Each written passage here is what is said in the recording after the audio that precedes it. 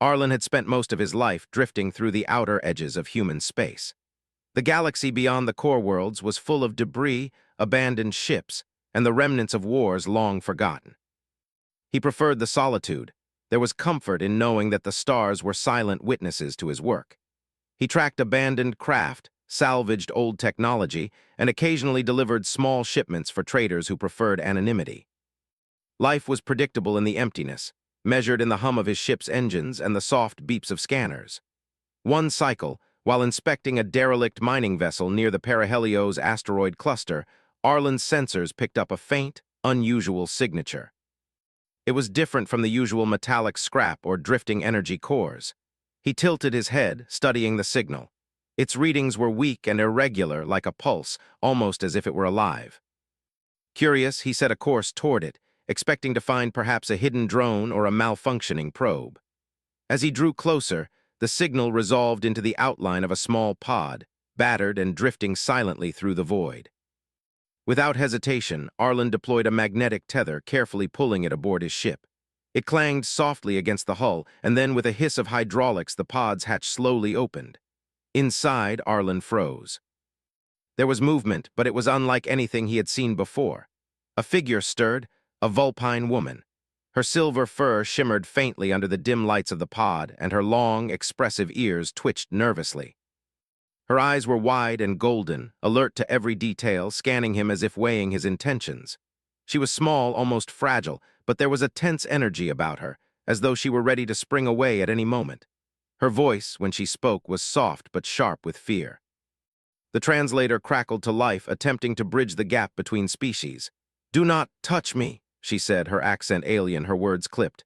"I am not yours to take." Arlen held up his hands, slowly, showing he meant no harm. "I'm not here to hurt you," he said calmly, keeping his tone gentle. "I thought the pod was abandoned. Are you injured?" He gestured toward the slight scratches along her fur and the small bruises on her wrists. The vulpine flinched back instinctively, expecting violence. Her species was often hunted, traded, or experimented upon. From her perspective, capture meant danger, pain, and loss. She had survived this long by trusting very few. Yet something in Arlen's posture, in the careful way he stepped back and avoided sudden movements, made her pause. She wasn't sure what to expect next. "Water, warmth, safety," he said, pointing to a small compartment he had prepared for emergencies. "You can rest there." "I won't touch you." Cautiously, she moved toward it, still keeping her distance. Her movements were swift and graceful, natural for someone used to running, hiding, and surviving. She had not expected kindness. The concept was foreign, almost unbelievable. Yet every gesture he made was careful, deliberate, and non-threatening. That simple truth began to chip away at her fear. Arlen guided the pod toward his ship's docking bay, carefully maneuvering to avoid sudden jolts. He monitored her closely, noticing how she flinched at the smallest noises and how her ears constantly twitched to catch every sound. She had survived countless dangers, and every instinct screamed that this encounter could end in pain. But instead, she felt something she hadn't felt in a long time: cautious safety. Once aboard, Arlen led her to a small, private section of the ship he used for emergencies. He provided a blanket, purified water, and a simple meal. "Eat," he said, stepping back. "You need strength?" She hesitated, eyeing him, suspicious. Finally, hunger overcame fear, and she nibbled at the food, her golden eyes never leaving him. Her trust was fragile, a thin thread stretched taut. Over the next few cycles, the two began a careful rhythm of coexistence. Lyra, he had learned that was her name, remained wary, observing Arlen closely. She expected hostility, but he offered patience. He did not push questions, did not attempt to restrain her or force compliance. His movements were predictable, his routines simple. Slowly, she learned the patterns of his life. When he would repair equipment, when he would scan for salvage, when he would simply sit and watch the stars. They spoke cautiously. Lyra's words were measured, revealing small pieces of her history. She had been a scout for her people, often traveling beyond safe territory to explore abandoned colonies or retrieve lost supplies. Her species was rare and valued, which meant she had learned the hard lesson of survival. She had lost companions to hunters, seen cities burned, and experienced betrayal by traders who promised safety and delivered cages. That history made her wary of humans, especially ones who found her in such vulnerable circumstances. Arlen listened without judgment. He asked questions only to clarify, never to pry or provoke. Through these conversations, Lyra began to understand that not all humans were predators. Some, like Arlen, operated on principles that valued life and choice. The simplicity of his honesty was disarming. She could see it in his eyes, hear it in the steady calm of his voice. The unexpected calm was interrupted by the arrival of pirates, drawn by the same signal that had guided Arlen to the pod. The scanners picked up approaching vessels, armed and ready. Lyra's ears twitched in alarm. Her first instinct was flight, to leave before the human could be caught in danger alongside her. She had survived countless threats alone. She had always relied on herself. But then she watched him. Arlen moved with calm precision, preparing defensive measures, reinforcing the ship's shields, and activating automated turrets. He was not reckless, yet he was willing to risk himself to protect her. She had expected pain, capture, and betrayal. Instead, she saw courage and consideration. Conflicting emotions swirled inside her, fear for her own life, awe at the human's actions, and something she did not yet understand: gratitude. When the pirate ships engaged, Lyra's instincts took over, but differently than before.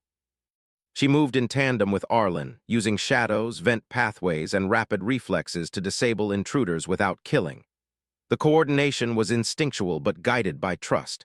She realized that the human did not see her as prey. He saw her as an ally, as someone whose life mattered. After the first skirmish, when the pirates retreated, Lyra sat quietly beside the observation window, watching the stars spin past. She had survived this long alone, but she had learned something new. There were beings in the galaxy who could defy expectation. Arlen had shown her that even in a dangerous universe, not every encounter ended in pain. Some could begin with fear but grow into something unexpected: safety, partnership, and understanding. For the first time in cycles, she allowed herself to relax. Her body still carried tension, her mind still scanned for threats, but a faint thread of curiosity and hope had taken root. She began to imagine a life where danger was not constant, where cooperation and choice were possible, and where humans could be allies rather than adversaries. Arlen watched her, noting the subtle changes in her posture, the way her ears relaxed slightly, and how she allowed herself small comforts. He had saved her by mistake, yet the situation had created something neither had expected: a fragile bond forged through circumstance, trust, and mutual recognition. In a galaxy defined by survival, perhaps this encounter would mark the beginning of something far greater than either had anticipated. The morning after the pirate attack, the station felt quieter than ever. The faint hum of the ship's engines filled the silence as Arlen moved carefully through the corridors, checking every system and repairing minor damage from the battle. Lyra followed at a cautious distance, her golden eyes flicking between him and the instruments. She had helped during the fight, moving with speed and precision she had never shown anyone before. For the first time, she realized she did not have to face danger alone. The thought made her feel vulnerable, and yet strangely safe at the same time. Arlen spoke softly as he worked. "The hull is fine, just some scratches. Turrets are fully operational again. Shields are stable, no major damage." He paused, glancing at her. "You did well yesterday. Without your help, I don't know if I could have held them off." Lyra's ears twitched, a mixture of pride and embarrassment coloring her expression. She had spent her life surviving alone, and praise was not something she often received. "I only did what I had to," she replied. Her voice was steady but quiet. You acted differently than I expected. I thought humans only think of themselves." Arlen smiled faintly, wiping grease from his hands. "Not all humans are the same. Some of us try to do what's right, even if it's risky." He leaned against a console, studying her carefully. "You expected pain, and instead you got trust. That's not easy for anyone to give." Lyra stared at him, unsure how to respond. The words touched her, but old fears ran deep. She had been betrayed too many times to believe in kindness easily. Her species had been hunted and enslaved.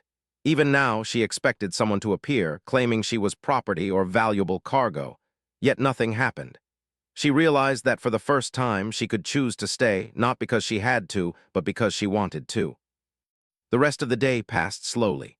Arlen repaired damaged panels, checked airlocks, and recalibrated sensors while Lyra observed, occasionally offering input when her experience with stealth and navigation proved useful. She had always been a scout, trained in survival and strategy, and she quickly noticed things he missed. "This panel is misaligned," she said, pointing to a junction of cables. "If you don't secure it, the shields may fail under heavy load." Arlen looked at her, impressed. "Good catch, I should have checked that. You have a sharp eye." By evening, the two sat in the observation deck, watching distant stars streak past the hull window. Arlen had prepared a simple meal, and he nudged it toward her. "Eat." "You need energy?" She hesitated, but eventually took a bite, the flavors simple but satisfying. She realized how little she had eaten in recent cycles, always too worried about surviving to enjoy life. For the first time, she allowed herself to feel hunger as more than a necessity. She felt it as a reminder of comfort and stability. As the stars moved silently overhead, Lyra spoke about her past. She told Arlen of her home planet, a forested world filled with rivers and high cliffs. Her people had always lived in small communities, valuing agility, cunning, and intelligence. They were hunters and scouts, trained from birth to survive against predators and rival tribes. She shared memories of her training, the long runs across cliffs, and the silent communication with companions using subtle gestures and signals. Arlen listened attentively, fascinated. He had never known a species that relied so heavily on instinct and observation. "It's amazing," he said. "Your skills, they're unlike anything I've seen." Lyra's ears twitched slightly, a faint blush coloring her fur. "It's not amazing, it's survival. You don't survive in the galaxy without knowing these things." Her words were matter of fact, but Arlen noticed the vulnerability behind them. She had spent most of her life expecting betrayal, and yet here she was, sharing her history with him. That trust was rare, and he did not take it lightly. The quiet of the ship was broken by a distant alert. The scanners detected a small fleet approaching. Lyra's body tensed immediately. "More pirates?" she asked, her voice sharp. Arlen checked the readings. "Yes." "They're smaller than yesterday's ships, but faster, likely a recon squad looking to track survivors." He paused, thinking quickly. "We can't hide. The asteroid field nearby will help, but we'll need to prepare." He moved swiftly, opening the ship's storage to access defensive gear and tactical systems. Lyra followed, her instincts kicking in. She had survived ambushes before, but never with another being at her side. The thought made her uneasy, but she trusted Arlen enough to follow his lead. The battle began as the fleet entered the asteroid belt. Laser fire streaked past, lighting up the dark void outside the hull. Arlen maneuvered the ship with precision, using the asteroids as cover while Lyra moved silently through the corridors, monitoring the intruder signals. "Two ships are trying to flank us on the port side," she called. Arlen adjusted the trajectory, narrowly avoiding a blast. "Good eye, keep watching." During the fight, Lyra noticed how differently humans approached combat. Arlen did not rely on brute force. He calculated, planned, and adapted quickly. In contrast, her species often depended on speed and instinct, striking before the enemy could react. Together, their combined skills created a synergy neither had expected. Lyra disabled one of the intruder ships using her agility to bypass security measures, while Arlen's tactical maneuvers disoriented the others. They were an unlikely team, but they worked as one. After the skirmish, the intruders retreated. The quiet that followed was heavy but not oppressive. Lyra sat in the observation deck, letting her mind calm. "I expected you to leave me to survive on my own," she admitted quietly. "I expected betrayal, not teamwork." Her ears drooped slightly, a sign of vulnerability she rarely showed. Arlen sat beside her, his eyes reflecting the starlight. "I'm not going anywhere," he said simply. "You've earned trust, and I respect that. You're not cargo. You're not a problem, you're someone whose life matters." The words struck her. Lyra had lived long enough to see humans act selfishly or violently. Hearing someone speak with honesty and respect was disarming. Her mind replayed every moment. The care he had shown in the pod, the patience in letting her eat and rest, and now his courage in defending her without hesitation. Slowly, the walls she had built around herself began to shift. Over the next cycles, Lyra and Arlen settled into a rhythm.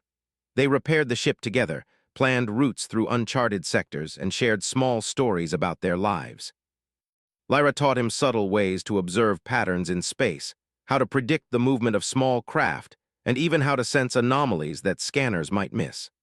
Arlen shared human tactics, knowledge of star systems, and techniques for repairing advanced technology. Their interactions were not romantic, not yet. They were building trust, understanding, and mutual respect. Yet a deeper connection began to form, rooted in reliance and shared experience. Then came the corporate message. A distant channel opened automatically on the ship's main console, displaying a stern message from a powerful galactic conglomerate. They claimed legal ownership over Lyra, citing ancient contracts that had never been annulled. Their representatives demanded immediate surrender, threatening enforcement fleets if Arlen refused. Lyra froze, her ears flattening in alarm. They want me," she whispered. Arlen studied the message carefully, his expression hardening. "They can't take you." "Not while I'm here. You have rights as a sentient being. I won't surrender you to anyone who sees you as property." Her golden eyes widened, a mixture of relief and fear flooding through her. She had expected this moment, had prepared for it in every scenario she imagined. But she did not expect him to fight, not with words alone, but with resolve. I cannot let you risk yourself," she said. "You should leave, go, they will come for you, not me." Arlen shook his head. "No, we face this together. You are not an object, you are not alone. And I will not abandon you." The next days were filled with preparation and tension. Lyra trained alongside Arlen, learning more about human systems, while he adapted his defenses based on her instincts. Their trust strengthened, each step of preparation reinforcing the fragile bond they had begun to form. She realized that she had underestimated humans and underestimated herself. Together, they were stronger than either alone. When the enforcement fleet finally appeared, Lyra's understanding of courage and trust would be tested.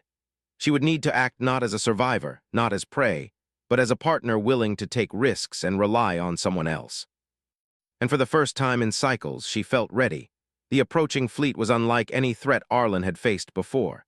These ships were larger than the pirate vessels, sleek and deadly, their armor glinting in the distant starlight. They moved in tight formations, scanning for any sign of resistance. Arlen tightened his grip on the controls, scanning for weak points. Lyra stood beside him, her tail flicking nervously, her ears tense. The golden eyes that had once reflected fear now burned with determination. She had learned to trust Arlen, and now she would need to fight beside him. "Their sensors are advanced," Arlen said, voice calm but focused. "They'll pick up anything unusual. We need a plan that uses their own strength against them." Lyra nodded, her mind racing. She had survived countless ambushes, but this was different. These were not lone hunters or small pirate bands. These were representatives of a massive corporation, claiming the right to take her. Their presence was a statement. She was property, a prize, and the humans with her were obstacles. "We can't outrun them," she said, "but we can confuse them. If we make it look like the ship is in multiple locations." Her words trailed as she calculated routes, escape pods, and decoy transmissions. Arlen smiled faintly, impressed by her quick thinking. "Exactly," he said. "We'll make them think we're scattered across the asteroid field, but while they search, we'll have the advantage." Over the next hours, they worked tirelessly. Arlen deployed decoy drones that mimicked the ship's energy signature, sending them along different trajectories. Lyra adjusted the ship's stealth fields, hiding their true location behind shadows and the tumbling asteroids. They moved as a single unit, each anticipating the other's actions. When the first wave of the corporate fleet reached the area, it was immediately obvious they had been misled. Lasers swept past empty space, drones exploded in a cacophony of sparks, and false signatures flickered on the scanners. The fleet hesitated, unsure of which signal represented the real ship. Lyra's ears twitched, and she felt a rush of exhilaration. For the first time, she was not simply surviving, she was in control. She had allies, strategy, and a chance to turn the tide. The corporation soon realized that brute force alone would not work. Their ships moved in tighter formations, analyzing patterns, attempting to predict the humans' maneuvers.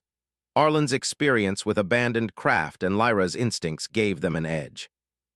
They slipped between asteroids, twisted around debris fields, and appeared where the enemy least expected. "Two ships on port," Lyra called, her voice sharp with urgency. "They're trying to flank us." Arlen adjusted the ship's trajectory, twisting through a dense cluster of rock. "Good, I'll lead them into the debris. Stay ready." The maneuver worked. The enemy ships collided with small asteroids, sustaining minor damage.